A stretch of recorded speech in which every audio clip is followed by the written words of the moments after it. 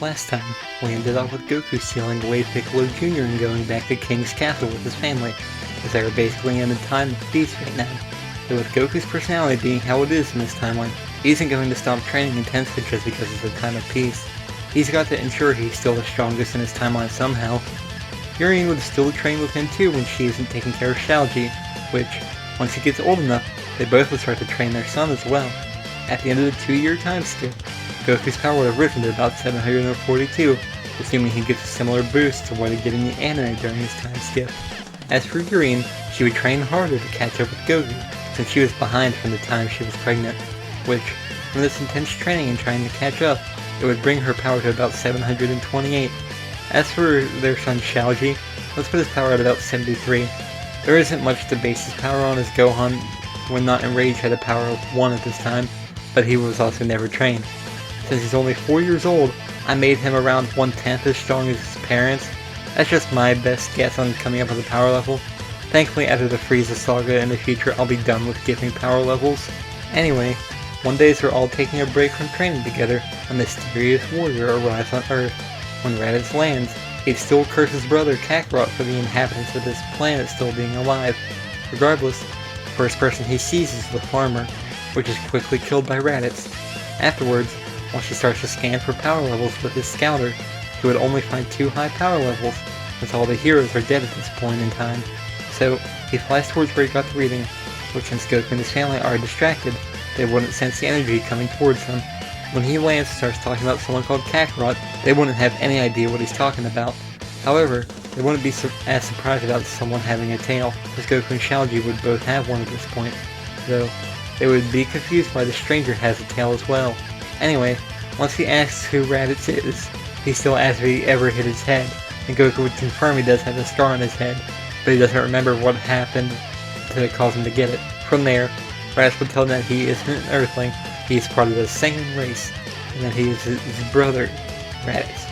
He then explained that he was sent there to exterminate the people of Earth, which, at least somewhat to Raditz's approval, he would be proud that his brother took over the planet and became the ruler of it.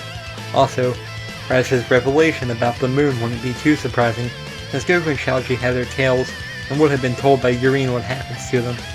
So, they would have just stopped looking at the full moon, like Grandpa Gohan told Goku not to all those years ago. When he does start describing fighting strong aliens together, this would appeal to this version of Goku's Saiyan side, as he'd basically do anything for a good fight in this timeline. So, when he puts forward the offer for Goku to join him, he would actually be considering it this time around, though the only condition for joining with Raditz is that his family gets to go too, as he isn't leaving them behind, which Raditz would probably agree, as having more strong fighters could help. Also, he'd be curious about Shalji, since he'd never seen a half-breed Saiyan before, though before they can go take down the planet together that they have in mind, he'd have to start training Goku in the Saiyan way. Vegeta and Nappa would have heard all of this as well, so their interest would probably be piqued when hearing about Goku joining up with Raditz, especially when hearing about the half-breed Saiyan. So, Vegeta would contact him that they'd be on their way to Earth to see how strong Kakarot and Shalji are for themselves. So, it's basically like a time limit for how long he's given to train them before Vegeta and Nappa arrives, which is 1 year. From there, the communication ends as the two Saiyans prepare to depart for Earth. As they get ready for training, Raditz would have Goku explain everything he has been doing since he came to this planet, which, when Goku starts to explain his past, Raditz would be disgusted at first with the kind things Goku did, like taking down the Red Ribbon Army. However, once Goku gets to the later stories, mainly the ones after joining King Piccolo, he would be prouder of his brother than he was initially. Raditz would then explain what he and the other Saiyans had been doing since their planet was destroyed by a meteor, and also explain that they're serving someone called Frieza, and what they do for him. Raditz's training would be very harsh, and at first he would rely on beating Goku to a pulp basically until he receives enough Zenkai boost to catch up to Raditz, which Raditz's power is 1500. Assuming he got a similar boost from this as he did after the fight with Vegeta in the anime, the first boost he receives brings his power up to 928, the second one then brings his power up to 1160, and the third brings it up to 1450, which, after the third boost, the fourth time he's beaten down like this would lead to the last boost he needs to catch up to Raditz. This fourth power boost he receives brings his power up to 1800.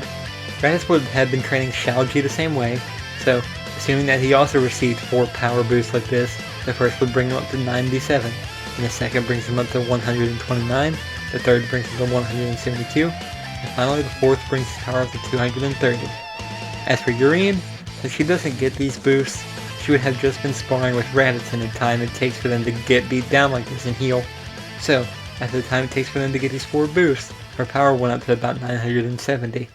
So, now that Goku's caught up to Raditz in power, their training would move on to sparring together over the next year until Vegeta and Nappa arrive. Urine and Chaoji would also spar with them, but when Goku and Raditz spar together they basically fight against each other until they can't anymore.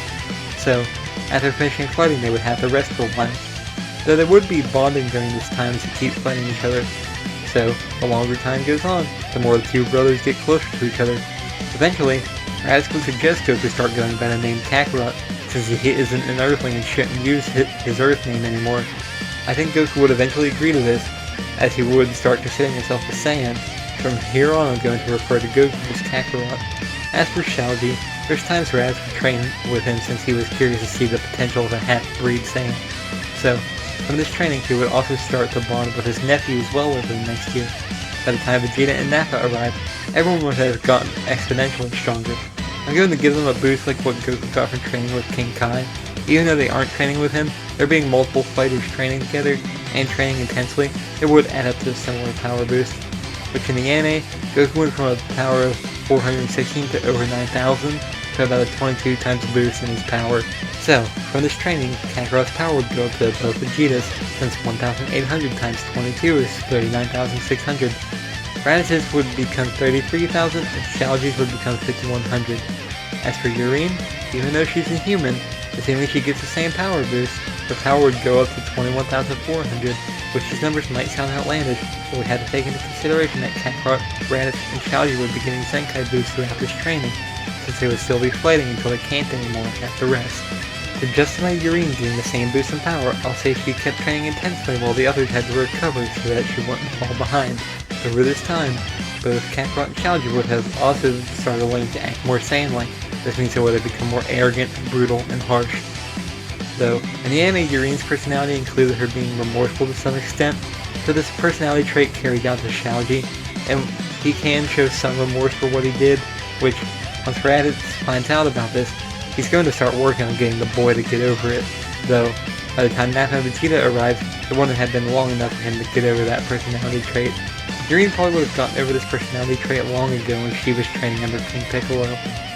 Though, Kakarot wouldn't be the only one learning things in his time skip.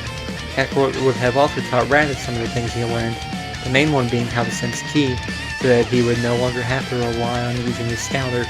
However, even though he learns how to sense ki, he keeps his scouter on in case Vegeta or someone tries to contact them. Anyway, once Vegeta and Nappa land, Raditz, Kakarot, and his family were waiting for them. When they exit their pods, Kakarot and Chaoji are introduced to both Vegeta and Nappa. After talking with them for a minute, Vegeta would cut to the chase and check his scouter to see if Raditz's training worked, which, from what we've seen in the anime, scouters like Raditz's break when they start to read a level of 24,000.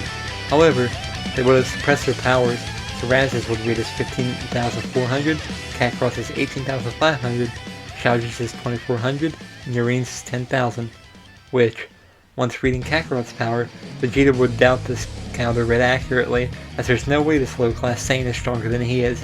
He would demand they spar, to which Kakarot and Raditz would agree. Nappa would want to fight first, and Raditz would want to go first as well, in order to try and get back for everything he was put through for being a weakling. Going into the fight, Nappa would be cocky since he believes the reading was just a false reading.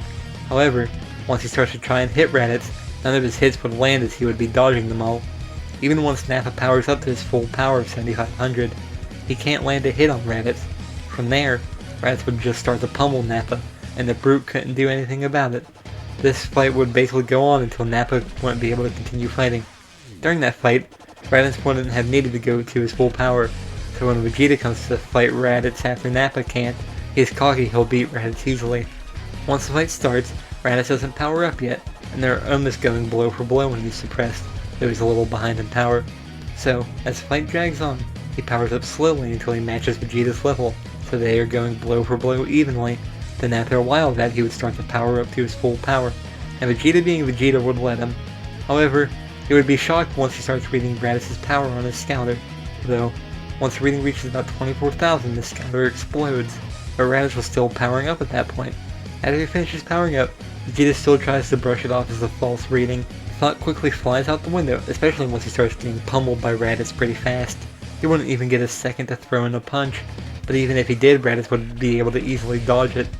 Some of the things Vegeta resorted to in the fight in the manga won't work here, such as Vegeta's Power Ball. Since all the Saiyans there have their tails, Raditz would also turn into a Great Ape. So, he would be getting beat down even more as a Great Ape. So it would be a waste of time. So basically, this fight goes on until Vegeta also gets to the point he can't fight any longer, just like Nappa. Raditz would be gloating because of his victory, which would just anger the prince, but there isn't anything he can do about it. However, one plus for the Saiyans is that after they recover they would get a Zenkai boost from the pummeling they received. Assuming they receive a similar boost to the one Vegeta did from the fight against Goku in the manga, his power goes from 18,000 to 24,000. As for Nappa, his would go from 7,500 to 10,000, though, unfortunately for them, they're still weaker than Kakarot, Raditz, and Urine. Anyway, after they eventually recover completely, it would be time for them to have a discussion. However, before starting, Vegeta and Nappa would take their scouters off and put them far away, so no one can listen in. They would then start discussing with Kakarot and his family their plan for trying to take down Frieza, since they no longer want to be under the tyrant. Though, as Vegeta would mention, at their current power they probably wouldn't be a match for him, so they would have to train a lot more.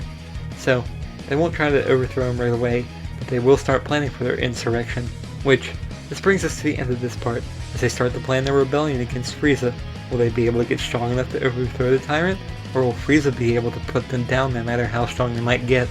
Though, even if they can overthrow Frieza, what would they even do with the Empire from there? Anyway, as always, if you want to see more of this What If in the future, please like this video and subscribe to my channel.